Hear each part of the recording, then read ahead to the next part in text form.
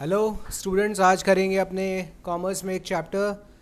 The name of the chapter is sources of finance और finance. ठीक है, तो क्या है बेटा, चलो टॉपिक लिखेंगे sources of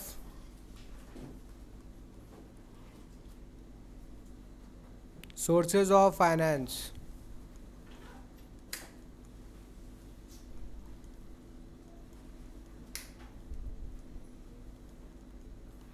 sources of finance. रुको, हम कर दे, छोड़ो।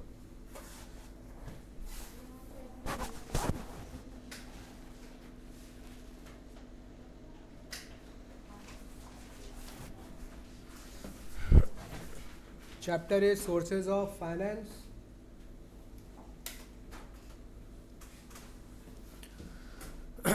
तो सबसे पहले इस चैप्टर को समझने के लिए we will have to have an understanding about financial market. तो our point number 1 will be you have to understand what is financial market.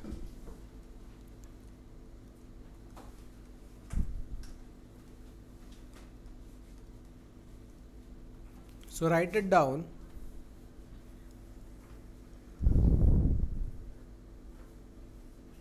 इतना बड़ा स्पेलिंग कहाँ से हो गया, ये एक्स्ट्रा आ गया। फाइनेंशियल मार्केट लिखिए, it is a market for creating and exchanging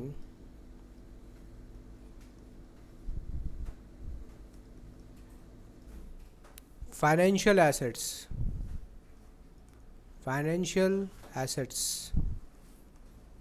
such as shares, debentures,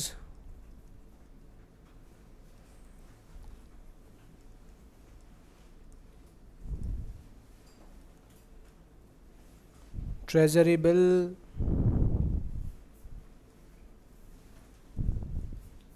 commercial papers।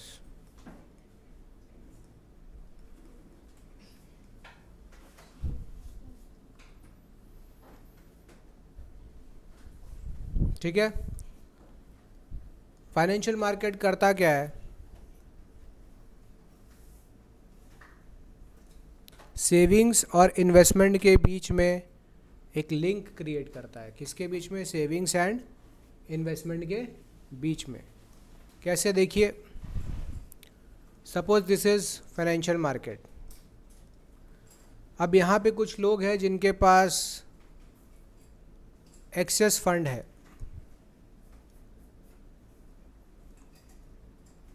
कुछ लोग हैं जिनको रिक्वायरमेंट है फंड्स का। तो ये लोग क्या कर रहे हैं? अपने एक्सेस फंड को सेव करेंगे और ये लोग क्या करेंगे? फाइनेंशियल मार्केट में शेयर इशू करके, और ये जो लोगों का सेविंग्स है वो लोग फाइनेंशियल मार्केट में इनका शेयर्स को क्या कर लेंगे? परचेजेस। ध्यान से समझना, शेयर्स फाइनेंशियल मार्केट में इशू हुआ, ये जनरल पब्लिक है जिनके पास फंड्स है, उन्होंने इस शेयर को क्या किया है? Purchase of shares. और इन रिटर्न ये इनके पास क्या ट्रांसफ़र करेंगे? कैसे जाएगा इनके पास? क्या जाएगा? मनी। क्या जाएगा? फाइनेंस। तो जो कंपनीज़ है जिनको रिक्वायरमेंट है फंड्स का, वो इन मार्केट में शेयर्स डिवेंचर इशू करके उन लोगों को या उन लोगों से पैसा ले सकते हैं जिनके पास एक्सेस फंड है। ठीक है, आमतौर पे आप क्या करते हैं? पैसे को बैंक में डिपॉजिट करते हैं और बैंक उसको क्या करता है? चैनलाइज करता है, जिनको लोन चाहिए लोन दे देता है। ये एक दूसरा रास्ता है।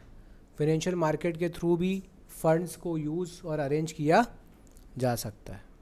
एक कंपनी अपना पैसा कहाँ से अरेंज कर सकता है? अपने शेयर्स को इशू करके। कहाँ इशू करेगा? फाइनेंशियल मार्केट में। तो इसके अंदर शेयर मार्केट जिसको हम कह रहे हैं, शेयर्स एंड सिक्योरिटीज़ मार्केट। तो यहाँ फंड्स का इस तरीके से एक्सचेंज होता है। सिंपल लैंग्वेज में क्या समझे, ये डायरेक्टली इसको नहीं देता, बीच में क्या एक मार्केट है, एक सिस्टम है जिसके थ्रू ये मनी का फ्लो हो रहा है। ये मिस्टर एक्स है, इसके पास स्पेयर पड़ा है 5000 रुपीज़। ये कंपनी है वाई लिमिटेड, इसने शेयर क्या किया, इशू किया, और इसने इसका शेयर परचेज कर लिया। ये 5000 रुपीज़ अब किसके पास जाएगा, इस कंपनी के पास। और इस मिस्टर एक्स के पास क्या आ गया, इस 5000 के बदले इस कंपनी का शेयर्स, हिस्सेदारी आ गया।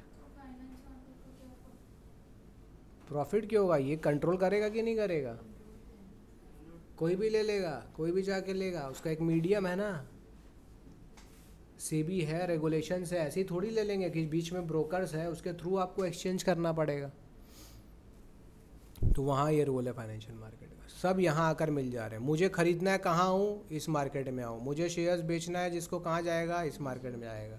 तो इस मार्केट में जैसे एक मार्केट के अंदर गुड्स एंड सर्विसेज का एक्सचेंज होता है, ठीक उसी तरीके से फाइनेंशियल मार्केट के अंदर फाइनेंशियल इंस्ट्रूमेंट्स का एक्सचेंज होता है।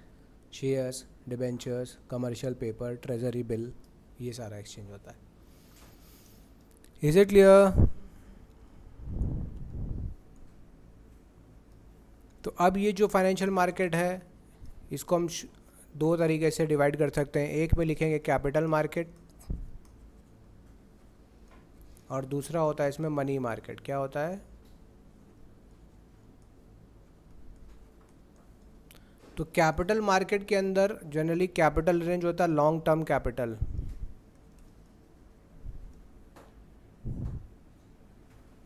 ठीक है, लॉन्ग टर्म फाइनेंशियल इंस्ट्रूमेंट्स का एक्सचेंज कहाँ होता है? कैपिटल मार्केट में। मनी मार्केट में शॉर्ट टर्म फाइनेंशियल इंस्टीट्यूशंस का क्या होगा? एक्सचेंज। ध्यान रहेगा। तो शेयर्स एंड डिबेंचर्स का एग्जांपल इधर, ट्रेजरी बिल और कमर्शियल पेपर का एग्जांपल मनी मार्केट में लिख सकते हैं आप।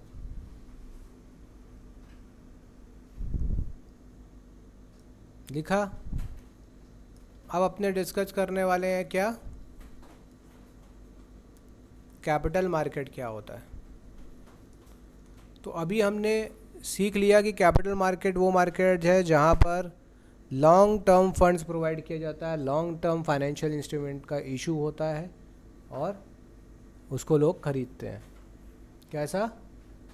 Long term finance. ध्यान रहेगा, यहाँ लोगों को अगर पैसा का ज़रूरत है तो लॉन्ग टर्म फाइनेंस कहाँ से वो अरेंज कर सकता है? Capital markets. ठीक है। तो इसमें क्या क्या इशू होगा? इसमें इक्विटी शेयर्स मतलब shares, preference shares, debentures and bonds, ये सब यहाँ इशू होगा। ठीक। अब कैपिटल मार्केट का दो पार्ट याद रखना, एक प्राइमरी मार्केट और एक सेकेंडरी मार्केट।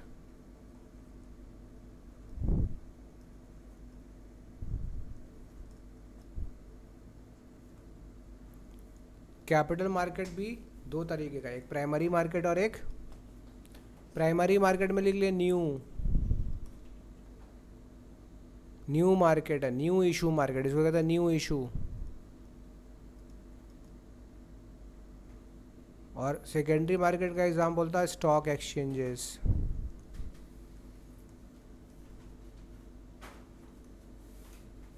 तो ये क्या है, इसको कैसे समझेंगे?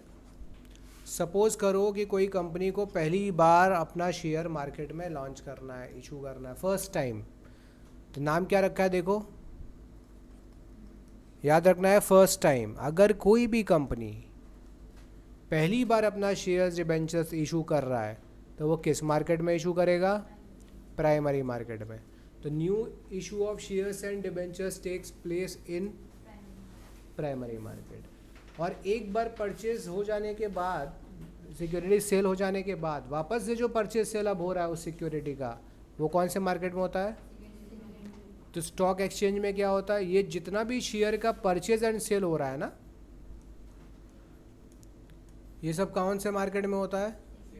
सेकेंडरी मार्केट में होता है। तो याद रखेंगे न्यू इशू मार्केट क्या होगा? प्राइमरी। और जो ऑलरेडी मार्केट में परचेज सेल हो चुका है, जब उसका ट्रेडिंग होता है, तो ट्रेडिंग मतलब परचेज सेल कौन से मार्केट में होगा? सेकेंडरी मार्केट में होगा। Is it clear?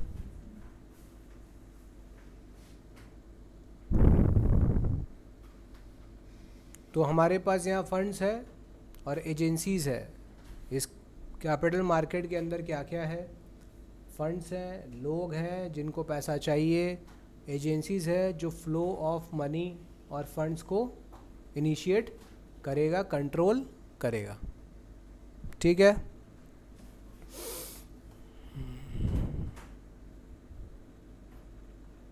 तो भाई कौन कौन यहाँ सप्लायर ऑफ फंड हो सकता है? सारा बैंक्स एंड फाइनेंशियल इंस्टीट्यूशंस। तो सप्लायर ऑफ फंड कौन होता है इस केस में? सप्लायर ऑफ फंड्स कौन होता है कैपिटल मार्केट में? All the banks, it includes all the banks plus सारा financial institution.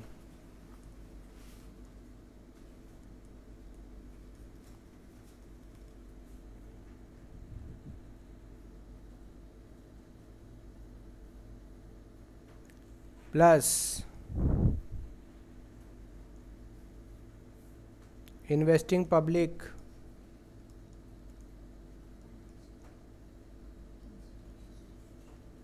Plus provident funds, plus insurance companies, plus mutual funds,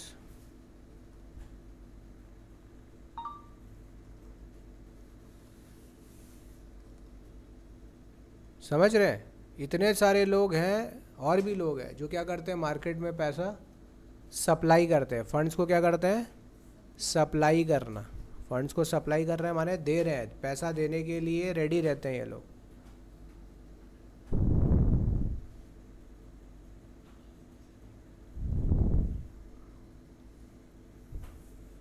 ठीक है?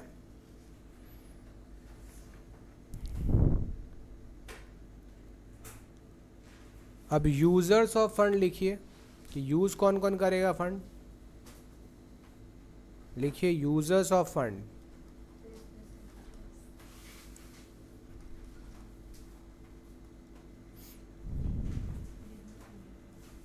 हाँ, गवर्नमेंट, बिजनेस,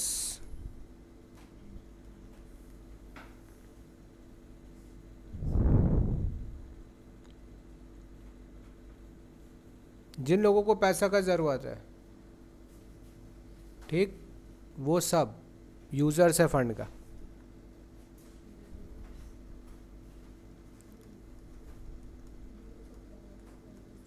अब यहाँ कौन कौन सा एजेंसी है जो ये स्मूथ फ्लो और फंड्स को मैनेज करता है?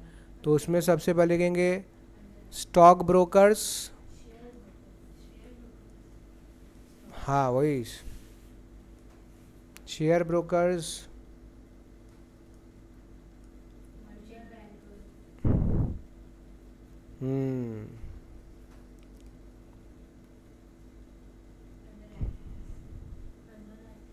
मर्चेंट बैंकर्स, अंडर राइटर्स,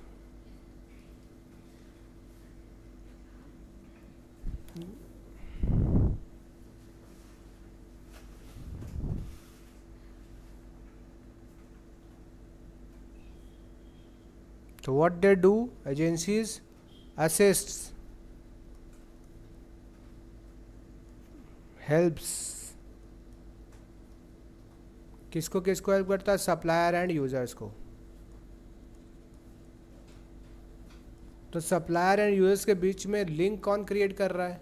ये सारा एजेंसीज। ठीक है, ट्रस्ट तो होना चाहिए ना। अरे कोई आदमी शेयर खरीद रहा है, पैसा दे रहा है, उसको तो भरोसा होना चाहिए कि इसका कुछ वैल्यू है। स्कैम हुआ तो ये सारा एजेंसीज यहाँ पे हेल्प कर रहा है। ठीक है,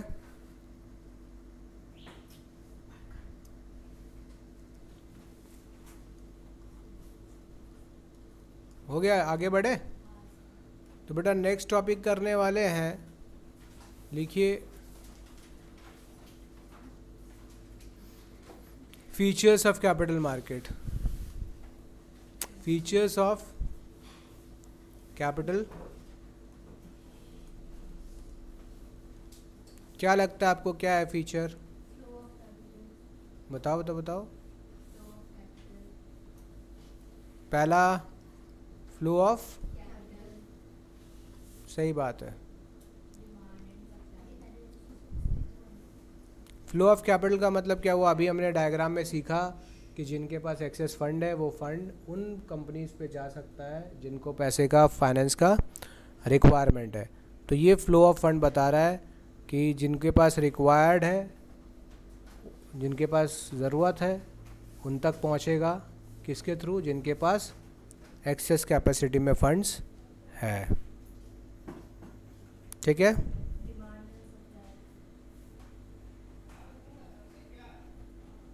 तो यहाँ पे इस मार्केट में भी डिमांड एंड सप्लाई है। किसका? फंड्स का, कैपिटल का। किसका डिमांड सप्लाई है?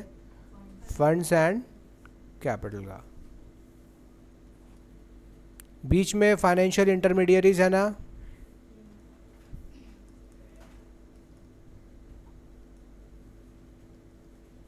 फाइनेंशियल इंटरमीडिएट्स क्या क्या था? बैंकर, ब्रोकर, मर्चेंट बैंकर्स, ये सब थे ना।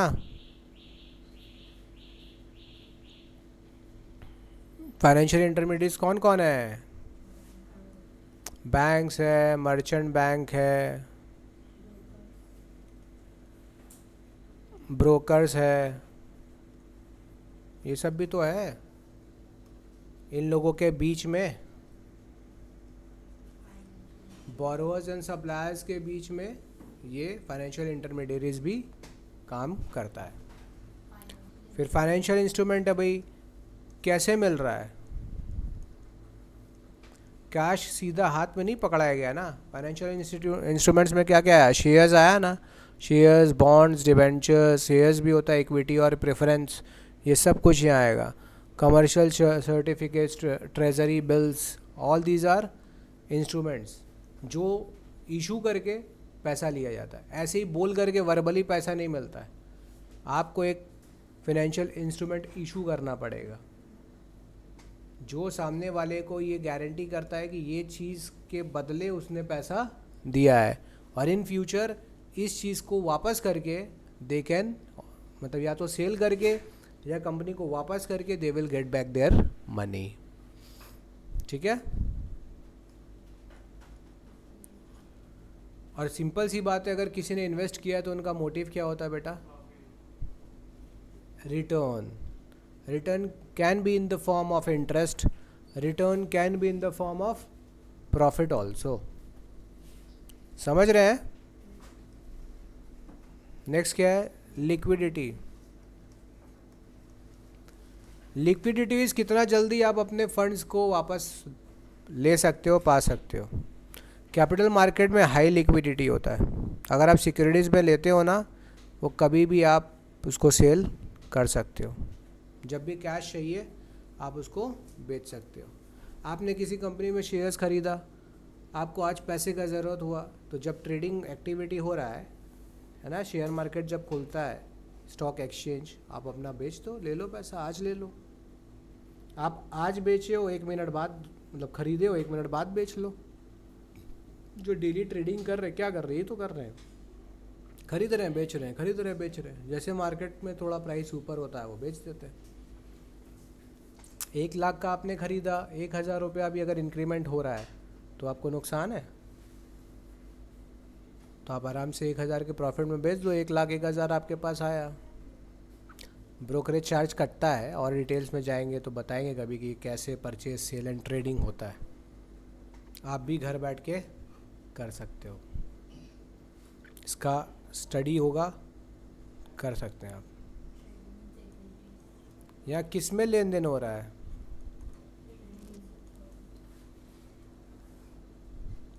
यहाँ पे क्या गुड्स एंड सर्विस दे रहे हैं? यहाँ पे क्या है, ट्रेड हो रहा है? तो इस मार्केट में सिक्योरिटीज़ का परचेज एंड सेल होता है। क्या यहाँ तक क्लियर हो गया?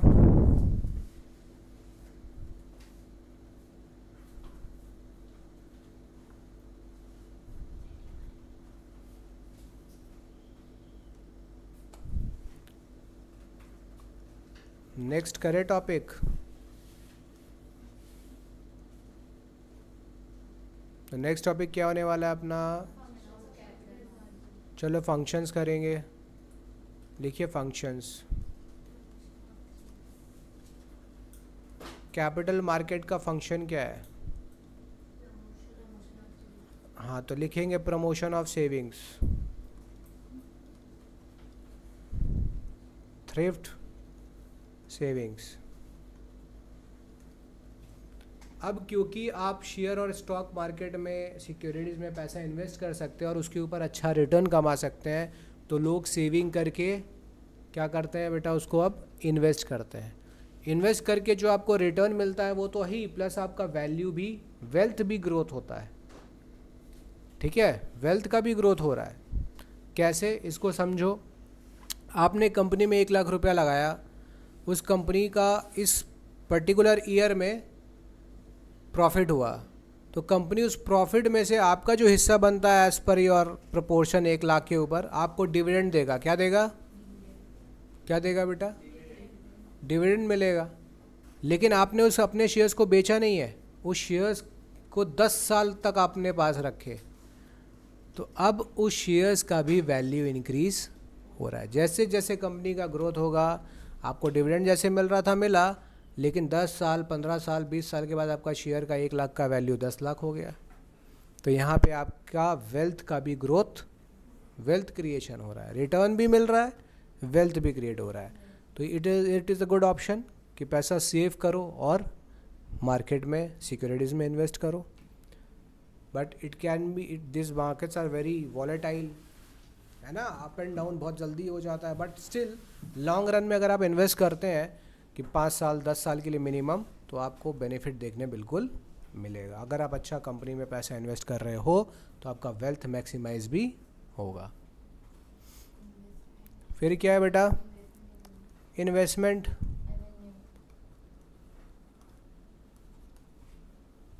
अब बेटा अकाउंट्स के स्टूडेंट हम लोग, कॉमर्स के, तो हम समझ चुके हैं इन्वेस्टमेंट क्या है।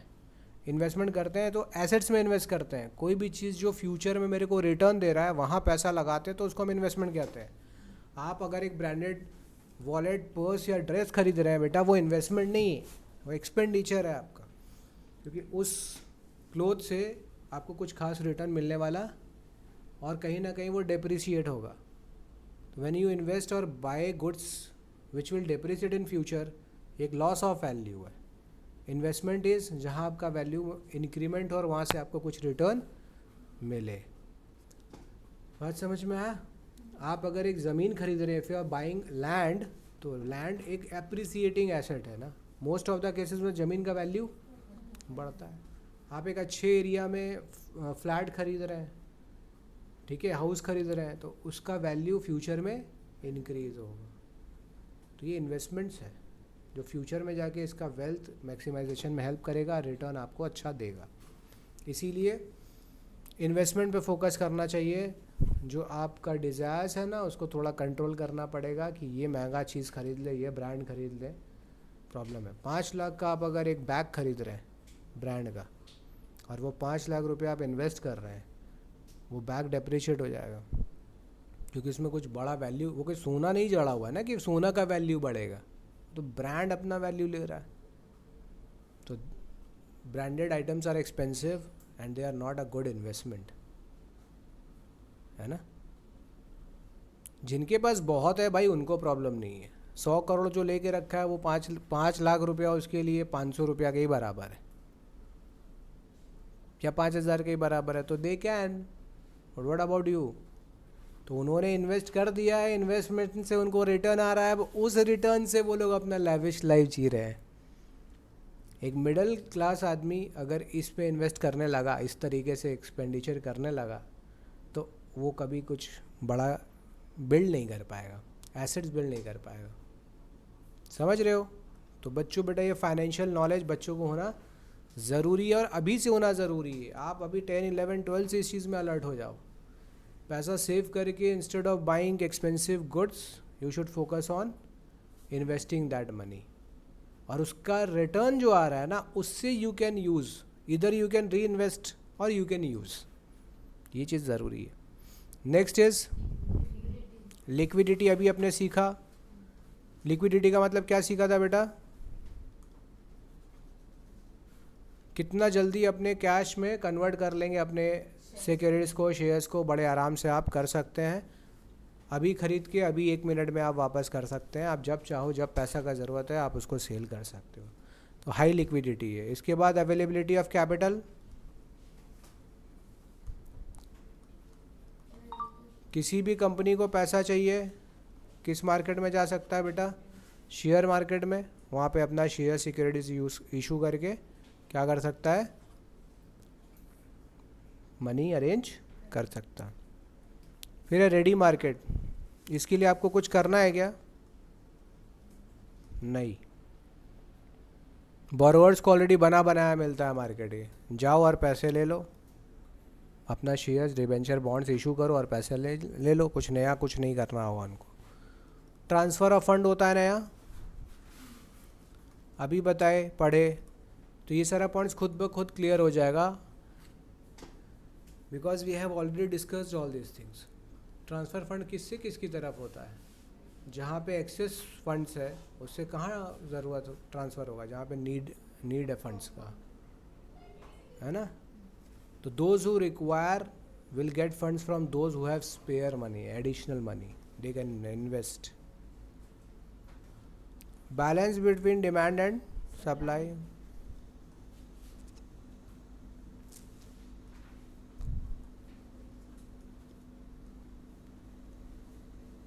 ये अपने आप ही चलता है बेटा, यहाँ प्राइस मैकेनिज्म होता है, ठीक है?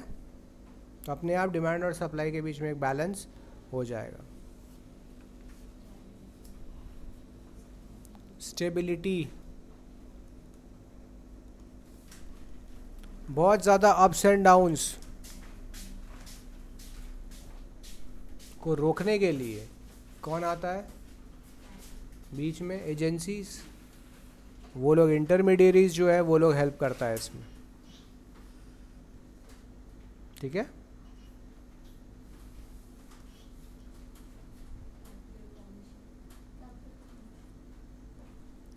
कैपिटल फॉर्मेशन तो होना ही है। कंपनीज लोन लेकर के अल्टीमेटली कर क्या गया? They are building their assets. Production बढ़ रहा है, एसेट्स का परचेस चल रहा है, नया एसेट बनाया जा रहा है, ख़रीदा जा रहा है। इसे ही प्रोसेस को हम कहते हैं क्या? Capital formation. पब्लिक के पास जो सेविंग्स पड़ा है बेटा, वो प्रोडक्टिव होता है कि अनप्रोडक्टिव होता है? तुम अपने घर पे रखे हो पैसा, क्या वो प्रोडक्टिव है? लेकिन उस पैसे को अगर इन्वेस्ट किया जाए और कंपनीज जो शेयर इशू करके वो पैसा कलेक्ट कर रहा है, उसको तो वो यूटिलाइज़ कर सकता है, और यूटिलाइज़ करके उसको प्रोडक्टिव चीज़ों में लगा सकता है। तो घर पे पड़ा हुआ पैसा कुछ रिटर्न नहीं दे रहा है, इन्वेस्ट किया हुआ पैसा तुम्हें भी रिटर्न दे रहा है, प्लस जो इंटरप्राइज है, कंपनीज़ है, वो आपके फ़ंड को यूज़ करके फर्दर प्रोडक्शन कर रहा है, मशीन्स खरीद रहा है, एसेट बिल्ड कर रहा है। तो इसी कहते हैं कैपिटल फॉर्मेशन, और ये किसी भी देश के लिए डेवलपमेंट के लिए बहुत ज़रूरी है, ठीक है? और फाइनेंशियल मार्केट का डेवलप होना का बहुत इम्पोर्टेंस है। और फाइनेंशियल मार्केट, कैपिटल मार्केट बहुत अच्छा डेवलप्ड है, तो देश के अंदर जो रिसोर्सेज है उसका एफिशिएंट यूज़ हो सकता है, ठीक है? ये ज़रूरी है। अब टॉपिक है हमारा, और topic is sources of raising. कहाँ से आप रेज कर सकते हैं? ठीक है, अगर टाइम बेसिस पर डिवीजन करें, टाइम के बेसिस पर, तो क्या करेंगे? On the basis of time, तो कैपिटल जो है ना,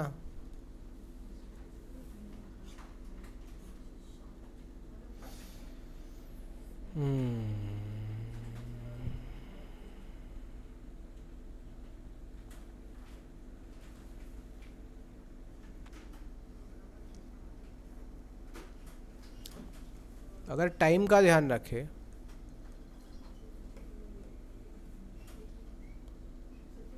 तो यहाँ पे रख लॉन्ग टर्म,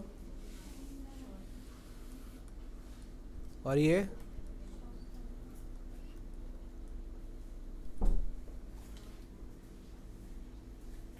हेलो,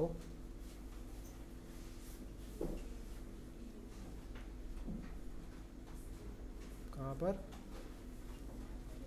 हाँ हाँ,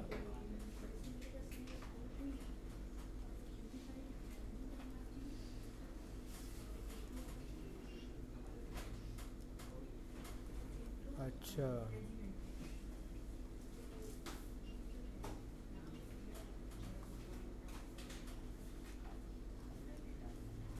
अच्छा अच्छा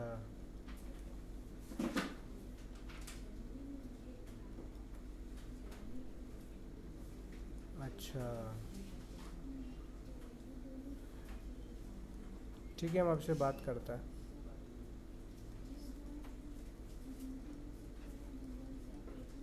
ठीक है, हम देखते हैं, करते हैं आपसे बात, आज ही बात करते हैं थोड़ा देर में। ठीक है।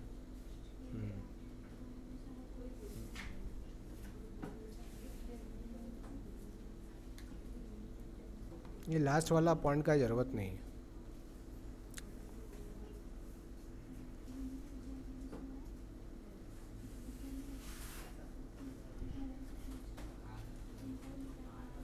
शॉर्ट टर्म में लिखो,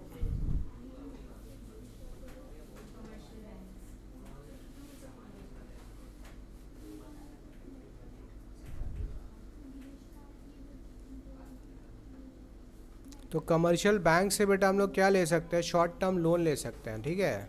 क्या ले सकते हैं? पब्लिक से ले सकते हैं, पब्लिक डिपॉजिट्स, ट्रेड क्रेडिट।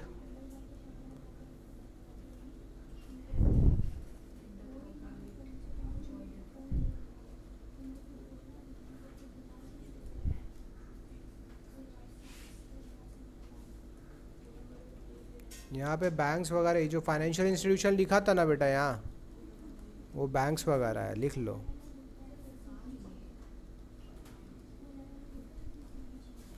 तो यार इसको समझना, लॉन्ग टर्म लोन, क्या समझना? लॉन्ग टर्म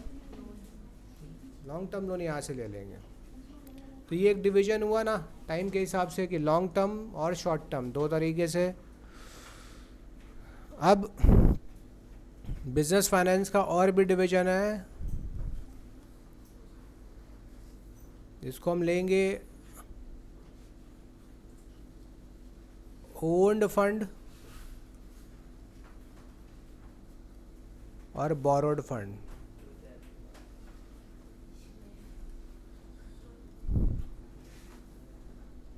ओन फंड क्या है बेटा? इक्विटी। अगर इक्विटी शेयर्स इशू करके फाइनेंस अरेंज करेंगे ना, तो आपको शेयर अपना कंपनी का देना पड़ेगा, तो वो क्या बन जाएगा बेटा? ओन्ड फंड बन जाएगा। वो बिजनेस का, कंपनी का खुद का फंड बन गया। Preference shares, retained earnings,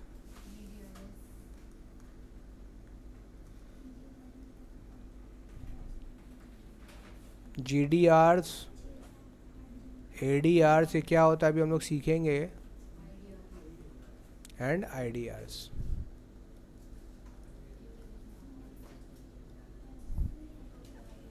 borrowed में अपने आ जा डिबेंचर्स एंड बॉन्ड।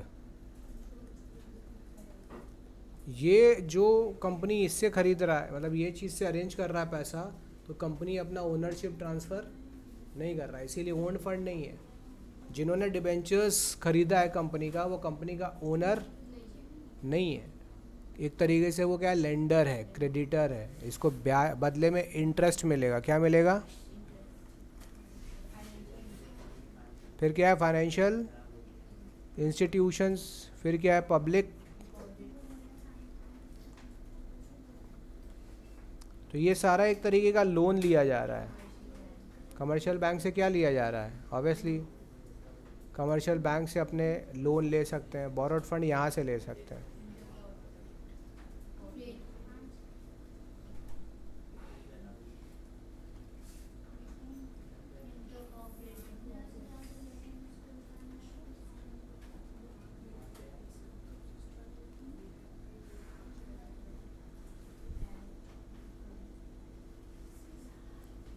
ठीक है।